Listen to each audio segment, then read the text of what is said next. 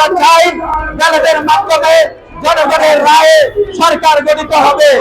আজকে যাদের মেম্বার হওয়ার যোগ্যতা নাই, তারা ইউনিয়ন পরিষদের চেয়ারম্যান হওয়ার যোগ্যতা নাই, তারাই এই ধরনের নতুন নতুন প্রস্তাব নিয়ে এদেশকে মানুষকে বিভ্রান্ত করছে, নির্বাচনকে প্রশ্নবিদ্ধ করছে, নির্বাচনকে বিলম্বিত করার চেষ্টা করছে। আপনাদের এইসব ষড়যন্ত্র কোনোদিন বাস্তবায়ন হবে না।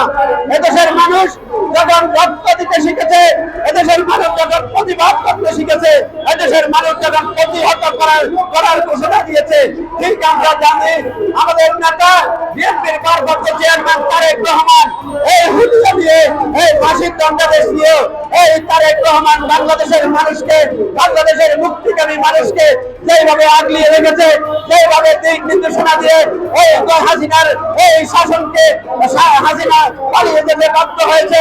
আপনারা দেখেছেন আমাদের পার্শ্ববর্তী ভারত তাদের যে বিজয় কর্তৃত্ব, তাদের যে আধিপত্য এবং শেখ হাসিনাকে যেভাবে মাথায় হাত বুলিয়ে দিয়ে এদেশের মানুষকে হত্যার মিশনে মেশে উঠে চলেছিল, ঠিক সেই দিন এদেশের মানুষ কোনো কিছু পরোয়া করে নাই।